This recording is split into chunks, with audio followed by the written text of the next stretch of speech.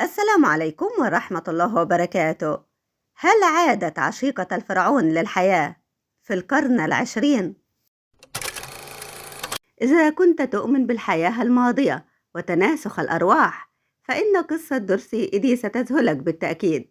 نالت دورسي إيدي المعروفة شعبيا باسم أم سيتي شهرة كبيرة لاعتقادها بأنها كانت كاهنة مصرية في حياتها الماضية. ولدت دورسي إيدي في عائلة إيرلندية من الطبقة المتوسطة في لندن، ونشأت مسيحية، ومع ذلك بعد تعرضها لحادث عندما كانت طفلة صغيرة بدأت في إظهار سلوكيات غريبة تتعارض مع دينها. ولدت دورسي في عام 1904، كانت الطفلة الوحيدة، وكان والدها خياطا، وكانت طفلة عادية، وفي سن الثالثة سقطت من على الدرج ووقعت على الأرض بقوة، وقال أطباء الأسرة عند فحصها أنها ماتت. وبعد ساعة حدثت معجزة، فعندما عاد الطبيب لأخذ الجثة وجد دورسي الصغيرة جالسة على السرير تلعب، لكن دورسي لم تعد الفتاة التي سقطت على تلك السلالم.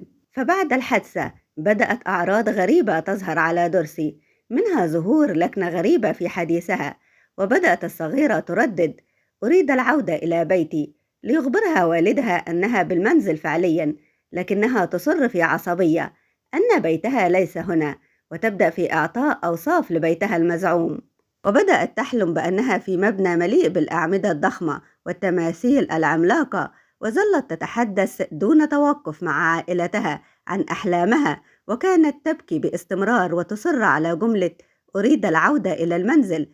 استمر سلوك دورسي الغريب، وذات يوم ذهبت عائلتها إلى المتحف البريطاني واصطحبتها معهم، وتوقع والدها ووالدتها أن يشعر أطفالهما بالملل والقلق، وبدلا من ذلك راقبوا في رعب أن دورسي أعجبت بصالات العرض المصرية بالمتحف، وبدأت تقبيل أقدام التماثيل بمجرد أن رأت القطع الأثرية هناك.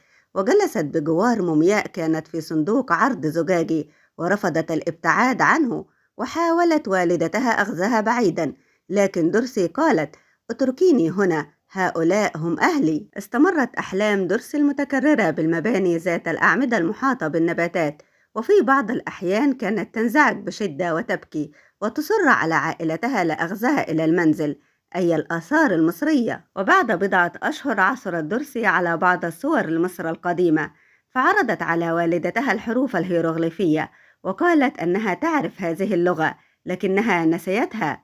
وعندما صادفت صورة معبد سيتي الأول في أبيدوس، ركضت إلى والدها وقالت: هذا منزلي، هذا هو المكان الذي كنت أعيش فيه. لكن أغرب ما في الأمر هو وضعها للديانة المسيحية في مقارنة مع الديانة المصرية القديمة خلال دراستها في المدرسة، مما اضطر معلميها بعدم السماح لها بالاستمرار في الصف.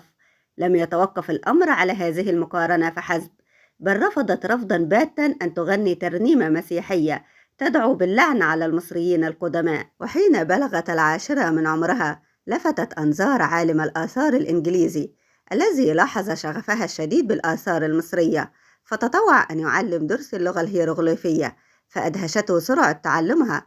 وحين سألها عن ذلك قالت أنها تتذكر فقط ما تعلمته من قبل، وأنها في حياتها السابقة كانت جزءا من بلاط الملك الفرعوني سيتي الأول، وقصت عليه حلما رأته، مؤكدة أنها رأت الملك سيتي الأول في منامها، وأنه طلب منها العودة إلى الوطن. حكت دورسي عن زيارات الإله حور-را لها في أحلامها، وأنه أخبرها أنها فتاة مصرية اسمها بنت رشيد، لأب يعمل في سلك الجندية، وأمها تعمل بائعة خضروات في عهد الملك سيتي الأول. وقالت دورسي أنه بعد وفاة أمها لم يستطع الأب تحمل مشقة تربيتها، فوهبها لمعبد أبيدوس لتعمل كاهنة في خدمة الآلهة، وتكبر الفتاة وتصبح كاهنة من كاهنات المعبد. وأثناء زيارة أجراها الملك سيتي الأول للمعبد، تقع عينيه عليها ويفتتن بجمالها لتصبح إحدى عشيقاته، وتطور الأمر لتصبح حامل منه. ولشدة حبها للملك وخوفها على مستقبله السياسي من فضيحة علاقته غير الشرعية بها كواحدة من كاهنات المعبد، تقرر الانتحار. شغلت دورسي وظيفة في مجلة علاقات عامة مصرية بلندن عندما كانت تبلغ من العمر 27 عاما. خلال عملها رسمت رسوم متحركة، وكتبت مقالات لمجلة علاقات عامة مصرية، كما أظهرت دعمها السياسي لاستقلال مصر عن الاحتلال البريطاني. خلال فترة عملها التقت بإيمان عبد المجيد، فوقع الاثنان في الحب، وظل على اتصال إلى أن طلب عبد المجيد منها الزواج سنة 1931، والذي كان قد حصل على وظيفة مدرس للغة الإنجليزية، فقبلت درسي العرض وانتقلت معه إلى مصر. وعند وصولها لمصر قبلت الأرض وقالت إنها عادت إلى المنزل أخيرا. أنجبت درسي طفلا واحدا أسمته سيتي، لكن لم يدم زواجها طويلا، حيث تطلق بعد أن رفضت الذهاب مع زوجها لبلد آخر سنة 1935. الغريب أن والد زوجها عبد المجيد كان قد هرب من المنزل بعدما ادعى أنه شاهد فرعونا جالسا بالقرب من سرير درسي أو أم سيتي، في حين أن التفسيرات المتعلقة بحالتها يصعب تصديقها، فقد أقنعت أم سيتي العديد من المشككين بأنها كانت في الواقع تجسيدا لكاهنة مصرية قديمة. التقت درسي بعالم الآثار المصري سليم حسن، الذي عمل في دائرة الآثار المصرية، ووظفها فني صياغة وسكرتيرة سنة 1936، واعتبرت أول موظفة في القسم. وقد خطت درسي خطوات كبيرة في حياتها المهنية نظرا لكونها متحدثة باللغة الإنجليزية. وخلال وظيفتها التقت درسي وصادقت العديد من علماء المصريات البارزين الذين قدموا لها رؤى قيمة في علم الآثار. وفي المقابل قدمت درسي خبرتها في الرسم الهيروغليفية بعد وفاة سليم حسن، كما استعان بها عالم الآثار المصري أحمد فخري الذي كان يجري حفريات في دهشور في ذلك الوقت.